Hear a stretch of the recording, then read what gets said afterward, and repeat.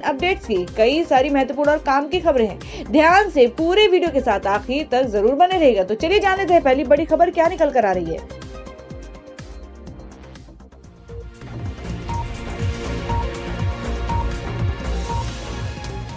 तो दोस्तों जो पहली बड़ी खबर निकल कर आ रही है आपको बता देंगे तो क्या बंद हो जाएगा व्हाट्सएप। मोदी सरकार बना रही है खुद का ऐप, जानिए कैसे करेगा काम। जी हाँ दोस्तों, बात करें भारत में सोशल मीडिया मैसेजिंग के लिए व्हाट्सएप और टेलीग्राम जैसी कई ऐप इस्तेमाल किए जाते हैं, लेकिन इनमें यूजर्स का डाटा कितना सुरक्षित है ये बड़ा सवाल है। और इस समस्या से निपटने के लिए भारत सरकार जल्द ही बड़ा कदम उठाने वाली है। और मीडिया रिपोर्ट्स के मुताबिक आधिकारिक संचार के गोपनीयता में सुधार लाने के लिए भारत सरकार अपना खुद का सोशल मैसेजिंग ऐप लॉन्च करने जा रही है। और इसके लिए इलेक्ट्रॉनिक्स और सूचना प्रौद्योगिकी मंत्रालय ने प्रशिक्षण शुरू कर दिया है। और प्राप्त जानकारी के मुताबिक इस मोबाइल ऐप का नाम सरकारी इंस्टेंट मैसेजिंग सर्विस जिम्स रखा जाएगा। और दोस्तों वहीं अगली खबर में आपको बता दें कि CAA-NRC पर दिग्गज एक्ट्रेस ने कहा कि सभी को इस पर बोलना चाहिए, हर जगह अब शाहीन बाग बन रहे। दोस्तों बात कर रहे हैं राजस्थान की राजधानी जयपुर में 13वें जयपुर लिटरेचर फेस्टिवल का आगाज हुआ। और साहित्य के इस महाकुंभ में पहले ही दिन लिटरेचर के साथ साथ सियासी मुद्दों का असर भी दिखाई दिया। आपको बता दें जयपुर लिटरेचर फेस्टिवल में शामिल होने आई दिग्गज एक्ट्रेस नंदिता दास ने प्रेस कॉन्फ्रेंस के दौरान CAA और NRC पर खुलकर अपनी बात रखी। उन्होंने इस पर सवाल खड़े करते हुए इसके विरोध में सभी से आवाज उठाने की अपील की है। नंदिता दास ने कहा है कि जो लोग 4 पीढ़ियों से यहाँ हैं, आप उन्हें बता रहे हैं कि यह आपका देश नहीं है, ये बहुत परेशान करने वाला है। एक्ट्रेस ने आगे कहा कि मेरा मानना है सभी को इस पर बोलना चाहिए। और दोस्तों मैं अगली खबर निकल कर आ रही कि गंगा सफाई को लेकर 28 दिनों से अनशन कर रही साध्वी पद्मावती। CM नीतीश ने PM मोदी से की है ये अपील। जी दोस्तों हम बात कर रहे हैं भारतीय जनता पार्टी ने कई बार अपने चुनावी रैली में गंगा की सफाई को लेकर कई बड़े वादे किए हैं। और बीजेपी के कई घोषणा पत्र में भी गंगा सफाई अभियान मुख्य मुद्दा रहा है। लेकिन मोदी सरकार के 2019 में फिर से केंद्र में आने के बाद अभी तक गंगा की सफाई को लेकर कोई बड़ा कदम नहीं उठाया गया है। आपको बता दें गंगा नदी की सफाई को लेकर काफी दिनों से अनशन कर रही साध्वी पद्मावती को लेकर अब बिहार के मुख्यमंत्री नीतीश कुमार ने प्रधानमंत्री नरेंद्र मोदी को एक पत्र लिखा है। PM मोदी को साध्वी पद्मावती की अवस्था में अवगत करते हुए मुख्यमंत्री नीतीश कुमार ने लिखा है कि गंगा नदी की सफाई को लेकर 15 दिसंबर 2019 से ही हरिद्वार में नालंदा की साध्वी पद्मावती भूख हड़ताल पर बैठी हैं। और मैं आपसे आग्रह करता हूं कि साध्वी पद्मावती द्वारा उठाए गए मुद्दों पर ध्यान दे और उनका निवारण करे, ताकि साध्वी पद्मावती जल्द से जल्द अपना अनशन तोड़े। और दोस्तों मैं अगली खबर में आपको बता दें कि डेमोक्रेसी इंडेक्स में भारत की रैंकिंग में भारी गिरावट, एक साल में 10 पायदान फिसला। जी हाँ दोस्तों हम बात करें अंतर्राष्ट्रीय पत्रिका इकोनॉमिस्ट के वार्षिक ग्लोबल डेमोक्रेसी इंडेक्स रैंकिंग जारी की है, जिसमें भारत के लिए एक बुरी खबर सामने आई है। 2019 के डेमोक्रेसी इंडेक्स की वैश्विक रैंकिंग में भारत 10 पायदान खिसक कर 91वें स्थान पर आ गया है। और रिपोर्ट के मुताबिक नागरिकता स्वतंत्रता के कमी की वजह से भारत के डेमोक्रेसी स्कोर में गिरावट आई है। और इस लिस्ट में दुनिया के 165 देश शामिल हैं। और दोस्तों मैं अगली खबर में आपको बता दें कि चिदम्बरम बोले कि डेमोक्रेसी इंडेक्स में गिरावट की वजह सत्ता में बैठा टुकड़े टुकड़े गैंग है। हम बात कर रहे हैं इकोनॉमिस्ट द्वारा हाल ही में जारी की गई ग्लोबल डेमोक्रेसी इंडेक्स में भारत की रैंकिंग में बड़ी गिरावट हुई है। और पिछले साल के मुकाबले इस साल भारत के 10 पायदान नीचे फिसला है। और भारत की रैंकिंग में हुई गिरावट के बाद विपक्ष ने मोदी सरकार पर निशाना साधा है। और आपको बता दें कि कांग्रेस के वरिष्ठ नेता P चिदम्बरम ने लोकतंत्र सूचकांक में भारत के 10 स्थान लुढ़कने को लेकर गुरुवार को आरोप लगाया कि मौजूदा सरकार में लोकतांत्रिक संस्थाओं को शक्तिहीन किया गया है और सत्ता में बैठे लोग असली टुकड़े टुकड़े गैंग हैं। और वहीं अगली खबर निकल कर आ रही है कि अब अमेरिका में जाकर बच्चे पैदा करने पर नहीं मिलेगी नागरिकता, ट्रंप सरकार उठाने जा रही है बड़ा कदम। आपको बता दें कि अपने अजन्मे बच्चे को अमेरिका का पासपोर्ट दिलाने का सपना देख रहे माता पिता को ट्रंप सरकार बड़ा झटका देने जा रही है। अमेरिकी सरकार जल्द ही वीजा नियम और कड़े करने वाली है, जिसके बाद गर्भवती महिलाओं का अमेरिका जाकर बच्चे को जन्म देना थोड़ा मुश्किल हो जाएगा। और मीडिया रिपोर्ट्स के मुताबिक ट्रंप सरकार के 2 अधिकारियों ने बताया कि विदेश विभाग जल्द ही इन नियमों को जारी करेगा। दोस्तों यहाँ अगली खबर में आपको बता दें कि नाना पाटेकर बोले हैं सिर्फ ऋण माफी से किसानों की आत्महत्या नहीं रुकेगी, वह भिखारी नहीं है। आपको बता दें फिल्म अभिनेता नाना पाटेकर ने किसानों की बदहाली को लेकर बयान दिया है, जिसकी वजह से वह चर्चा में आ गए हैं। और एक कार्यक्रम के दौरान नाना पाटेकर ने कहा कि किसानों को कर्ज माफी दे देने से उनकी आत्महत्या नहीं रुकेगी, वो भिखारी नहीं है। नाना पाटेकर ने कहा कि नेता किसानों को पैसा नहीं देते हैं, इसमें कोई दिक्कत नहीं है। किसानों को सिर्फ कर्ज माफी की जरूरत नहीं है, उन्हें भावनात्मक सहयोग और उत्साह वर्धन की जरूरत है। हमें उनसे बात करने की जरूरत है। किसान भिखारी नहीं है। और नाना पाटेकर ने ये बयान बुधवार को चिंचवाड़ में कला रंग संस्था द्वारा उनकी संस्था की 21वीं सालगिरह के मौके पर आयोजित कार्यक्रम के दौरान दिया था। और दोस्तों बता दें कि ट्विटर पर सबसे ज्यादा प्रताड़ना झेलती हैं भारत की महिला राजनेता, ये सर्वे कर देगा हैरान। आपको बता दें भारत में ट्विटर पर महिला राजनेताओं को सबसे ज्यादा निशाना बनाया जाता है। पुरुष नेताओं के मुकाबले महिला नेताओं के साथ अधिक अभद्र भाषा इस्तेमाल की जाती है, और ये बात एक सर्वे में सामने आई है। और आपको आगे बता दें कि मानवाधिकार संगठन एमनेस्टी इंटरनेशनल इंडिया ने इस सर्वे के लिए देश की 95 महिला नेताओं के प्रोफाइल का अध्ययन किया है। इसमें पता चला कि लोगों को सोशल मीडिया पर किसी न किसी मुद्दे को लेकर अक्सर ट्रोल किया जाता है, और इस ट्रोलिंग में सबसे ज्यादा महिला नेताओं को निशाने पर लिया जाता है। तो दोस्तों खबरों में आगे बढ़ने से पहले जान लेते हैं आज के माइंड क्विज के सवाल को। आज का सवाल है, आपको बताना है कि बीजेपी पार्टी में नए अध्यक्ष के रूप में किसे चुना गया है। इसका जवाब आपको वीडियो के नीचे कमेंट बॉक्स में देना है, और सही जवाब देने वालों को रैंडमली सिलेक्ट किया जाएगा और वो जीत सकते हैं बम्पर पुरस्कार। तो बढ़ते हैं अगली खबर की ओर। और दोस्तों अगली खबर में बता दें कि हार्दिक पटेल को जमानत। पत्नी किंजल बोली किसी को इतना भी ना डराओ कि डर ही खत्म हो जाए।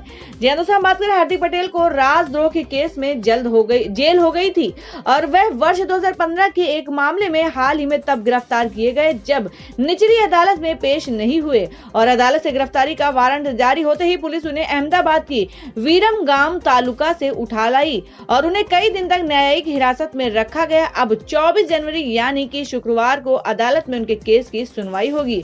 हार्दिक को गिरफ्त में लिए जाने पर उनके समर्थक खफा हो गए और गुजरात कांग्रेस इकाई के नेता सत्ताधारी भाजपा को कोसने लगे, और वहीं हार्दिक की पत्नी किंजल पटेल भी काफी परेशान हुई। किंजल ने कहा कि कभी किसी को इतना भी न डराओ कि डर ही खत्म हो जाए। तो दोस्तों बात कर लेते हैं जो की खबर अगली यूपी से आ रही है। आपको बता दें कि सीए के प्रदर्शनकारियों पर बोले सीएम योगी, चिंता मत करो सरकार इसका भी हल ढूंढेगी। हम बात कर रहे हैं नागरिकता संशोधन कानून के खिलाफ चल रहे धरना प्रदर्शन को लेकर यूपी के मुख्यमंत्री योगी आदित्यनाथ ने कहा कि चिंता मत करो, सरकार और प्रशासन अपनी रैली में इसका हल ढूंढेगा। सभी को विरोध करने और अपनी बात कहने का अधिकार है, लेकिन देश विरोधी गतिविधियां बर्दाश्त नहीं की जाएंगी। और नागरिकता संशोधन कानून के समर्थन में आगरा के कोठी मीना बाजार ग्राउंड में रैली आयोजित की है, और रैली में भारतीय जनता पार्टी के राष्ट्रीय अध्यक्ष जेपी नड्डा, मुख्यमंत्री योगी आदित्यनाथ, डिप्टी सीएम केशव प्रसाद मौर्य, ऊर्जा मंत्री श्रीकांत शर्मा, भाजपा प्रदेश अध्यक्ष स्वतंत्र देव सिंह भी मौजूद रहे। और अब बता दें कि जो कि अगली खबर नागालैंड से आ रही है, सरकार का खजाना खाली, फंड के लिए कर्मचारियों की सैलरी से कटेगा पैसा। जैसा आपको बता दें कि नागालैंड की सरकार नकदी के संकट से जूझ रही है और सरकार के पास पैसा नहीं है। ऐसे में सरकारी कर्मचारियों की सैलरी से कुछ पैसा काटने पर विचार किया जा रहा है, और जिससे विकास का काम किया जाएगा। अब पूर्वोत्तर के राज्य में नागालैंड के मुख्य सचिव तेमजेन ताय ने सरकार कर्मचारियों की तनख्वाह से कैसा पैसा काटने का प्रस्ताव रखा है, जिसका इस्तेमाल राज्य में आधारभूत ढांचा खड़ा करने के लिए किया जा सके। और आपको बता दें इंडियन एक्सप्रेस की रिपोर्ट के मुताबिक मुख्य सचिव ने कहा है कि ऐसी कोई वजह नहीं दिखती है कि राज्य सरकार के कर्मचारी अपने प्रदेश के विकास में कोई योगदान से पीछे हटेंगे। उन्होंने बताया कि कर्मचारियों की सैलरी काटने का प्रस्ताव सत्ताधारी एनडीपी से साझा किया जा चुका है। और अब बता दें कि सावरकर के खिलाफ भाषण देने पर मैग्सेसे पुरस्कार विजेता पर दर्ज हुई एफआईआर। एएमयू में कही थी ये बातें। दोस्तों आपको बता दें कि मैग्सेसे पुरस्कार विजेता और मानवाधिकार कार्यकर्ता संदीप पांडे को हिंदुत्व के विचारक वीर सावरकर के खिलाफ कथित रूप से आपत्तिजनक टिप्पणी करना महंगा पड़ गया है।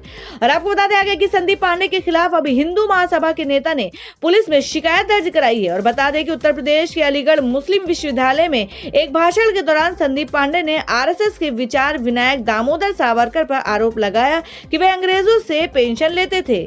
और अब बता दें जो कि अगली खबर आ रही महाराष्ट्र से कि राज ठाकरे के बेटे अमित की मनसे में एंट्री, पार्टी का झंडा भी बदला।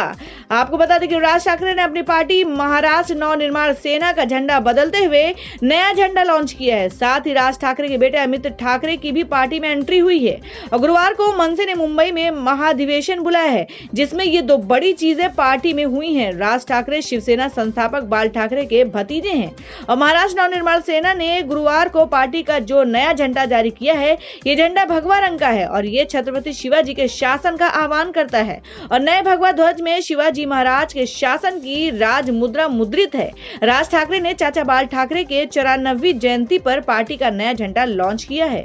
और वहीं अगली खबर निकल कर आ रही है एनपीआर को लेकर आरबीआई के इस फैसले से मचा हड़कंप, कैश निकालने के लिए दौड़े लोग। आपको बता दें कि नागरिकता संशोधन कानून यानी एनआरसी और एनपीआर को लेकर इस समय देश भर में सियासत गरमाई हुई है और देश के अलग अलग हिस्सों में विरोध प्रदर्शन हो रहे हैं और मामला सुप्रीम कोर्ट तक पहुंच गया है। इस बीच रिजर्व बैंक ऑफ इंडिया यानी कि आरबीआई की तरफ से एनपीआर को लेकर दिए गए एक ताजा आदेश से हड़कंप मच गया है और लोग आनन फानन में बैंक से अपने रुपए निकालने के लिए दौड़ पड़े। दरअसल आरबीआई ने हाल ही में एक फैसला लिया है कि बैंक में खाता खोलने के लिए केवाईसी वेरिफिकेशन के तहत एनपीआर लेटर को एक वैध दस्तावेज के तौर पर शामिल किया जाए, जिसे लेकर लोगों में हड़कंप मच गया है। तो दोस्तों खबरों में आगे बढ़ने से पहले एक बार फिर से आपको याद दिला दें कि अगर आपने अभी तक के हमारे वीडियो को लाइक नहीं किया है तो जल्दी से वीडियो को लाइक कर दें, क्योंकि आपका एक लाइक हमारे लिए बहुत ही ज्यादा महत्वपूर्ण होता है। और अगर आप हमारे चैनल पर नए हैं तो जल्दी से चैनल को सब्सक्राइब कर ले और बेल के बटन को भी जरूर हिट कर दें। अब बढ़ते हैं अगली खबर की ओर। और दोस्तों अब बात कर लेते हैं अगले 10 दिनों में केंद्रीय कर्मचारियों को खुशखबरी, डीए और मिनिमम सैलरी पर हो सकता है बड़ा ऐलान। जी हम बात कर रहे हैं कि 50 लाख केंद्रीय कर्मचारियों की निगाहें मोदी सरकार के आम बजट पर टिकी है और लंबे वक्त से सैलरी बढ़ोतरी का इंतजार कर केंद्रीय कर्मचारियों को मोदी सरकार के इस बजट से कई उम्मीदें हैं और उम्मीद की भी जा रही है कि वित्त मंत्री इस बजट में कर्मचारियों को सैलरी बढ़ोतरी के साथ साथ कई तोहफे भी देंगे और माना जा रहा है कि बेसिक सैलरी के इजाफे के साथ साथ महंगाई भत्ते में बढ़ोतरी का ऐलान भी किया जा सकता है। और अगर ऐसा होता है कि कर्मचारियों को दोहरी खुशखबरी मिलेगी और आम बजट को पेश होने में चंद दिनों का वक्त बचा है और 10 दिनों के भीतर केंद्रीय कर्मचारियों को मोदी सरकार तोहफा दे सकती है। और दोस्तों वहीं अगली खबर में आपको बता दें कि जावेद अख्तर ने ट्वीट कर बताया कि अब कैसी है शबाना आजमी की सेहत। जी हम बात कर रहे हैं बॉलीवुड अभिनेत्री शबाना आजमी मुंबई पुणे एक्सप्रेस पर सड़क दुर्घटना में घायल हो गई थी। उनका स्वास्थ्य अब पहले से बेहतर है। अभिनेत्री की सेहत को लेकर उनके पति और लेखक जावेद अख्तर ने एक ट्वीट किया है। अपने ट्वीट में उन्होंने उन दोस्तों और शुभचिंतकों को धन्यवाद कहा है जो शबाना की सेहत को लेकर चिंतित हैं। उन्होंने कहा कि आप सभी को बताना चाहूंगा कि उनकी सेहत में पहले से सुधार हो रहा है और जल्द ही उन्हें समान कमरे यानी नॉर्मल रूम में भेज दिया जाएगा। और अब आपको बता दें कि एलआईसी के बढ़ते एनपीए को लेकर मोदी सरकार पर फूटा राहुल का गुस्सा, कहा करोड़ों का भविष्य को जोखिम में डाल रही है सरकार। जी हम बात करें देश की सबसे बड़ी बीमा कंपनी एलआईसी के लगातार बढ़ते एनपीआर को लेकर कांग्रेस के पूर्व अध्यक्ष राहुल गांधी ने केंद्र सरकार पर निशाना साधा है। राहुल गांधी ने इसे लोगों के भविष्य के लिए जोखिम बताया। हालिया रिपोर्ट के मुताबिक 5 सालों में एलआईसी का एनपीए दोगुना हो गया है और राहुल गांधी ने इस रिपोर्ट को लेकर मोदी सरकार पर निशाना साधा है। राहुल गांधी ने मोदी सरकार पर एनआईसी के बढ़ रहे एनपीए को लेकर आरोप लगाया है कि सरकार एलआईसी को नुकसान पहुंचाकर करोड़ों लोगों के भविष्य को जोखिम में डाल रही है। उन्होंने कहा कि सरकार करोड़ों लोगों के भरोसे को तोड़ रही है और राहुल ने ट्वीट कर लिखा है कि करोड़ों लोगों ने एलआईसी में निवेश किया है। और वहीं अब आपको बता दें महाअघाड़ी सरकार के 100 दिन पूरे होने के मौके पर उद्धव ठाकरे जाएंगे अयोध्या। आपको बता दें महाराष्ट्र के मुख्यमंत्री उद्धव ठाकरे प्रदेश में अपनी सरकार के 100 दिन पूरे होने के मौके पर अयोध्या जाएंगे। शिवसेना के वरिष्ठ नेता संजय राउत ने बताया कि महाविकास अघाड़ी सरकार के 100 दिन पूरे होने के मौके पर मुख्यमंत्री उद्धव ठाकरे भगवान राम के दर्शन करने के लिए अयोध्या जाएंगे। संजय राउत ने कहा कि मुख्यमंत्री के साथ गठबंधन की सरकार में सहयोगी कांग्रेस और एनसीपी के मंत्री भी शामिल हो सकते हैं। और बता दें कि प्रदेश में शिवसेना, एनसीपी और शिवसेना के गठबंधन की सरकार है। संजय राउत ने कहा कि हमारा अयोध्या से खास रिश्ता है और ये रिश्ता आस्था और विश्वास का है। प्रदेश में हमारी सरकार है जिसमें उद्धव ठाकरे प्रदेश के मुख्यमंत्री हैं और ये भगवान राम के आशीर्वाद से ही है।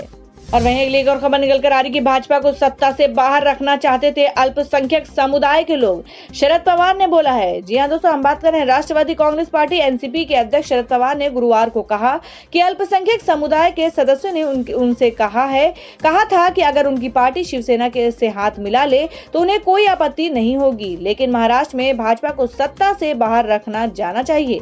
और पिछले साल अक्टूबर में हुए विधानसभा चुनाव शिवसेना और भाजपा साथ मिलकर लड़े थे, लेकिन ढाई साल के लिए मुख्यमंत्री पद को लेकर सहमति नहीं बन पाने पर दोनों पार्टियां अलग हो गई थी।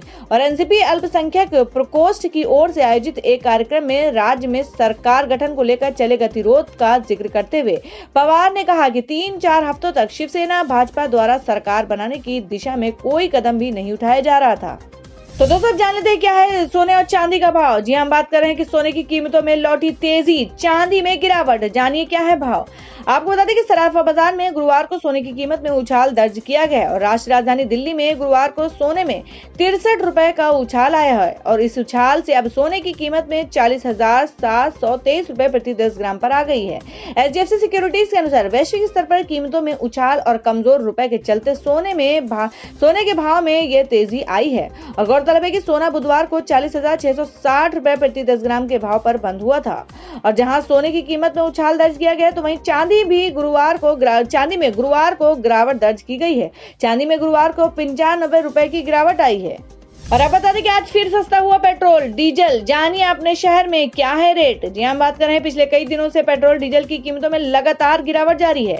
आज फिर पेट्रोल डीजल के दाम कम हो गए हैं, यानी कि 23 जनवरी को पेट्रोल की कीमत में औसतन 17 पैसे की गिरावट थी और जबकि डीजल की कीमत में औसतन 20 पैसे की गिरावट आई थी। आज दिल्ली में पेट्रोल 17 पैसे घटकर 74.65 रुपए प्रति लीटर के हिसाब से बिक रहा है, जबकि डीजल 19 पैसे घटकर 67.86 रुपए प्रति लीटर बिक रहा है। तो दोस्तों ये थी अब तक की सभी बड़ी खबरों की अपडेट्स। टुडे ब्रेकिंग न्यूज और लेटेस्ट खबरों को देखने के लिए हमारे चैनल ऑसम ज्ञान हिंदी न्यूज चैनल से जुड़े रहिए और हमारे वीडियो को लाइक शेयर जरूर कर दें अपने दोस्तों और रिलेटिव्स के साथ। तो दोस्तों फिर मिलेंगे काम की खबरों और सरकारी योजनाओं की एक और नई वीडियो के साथ। तब तक के लिए धन्यवाद दोस्तों।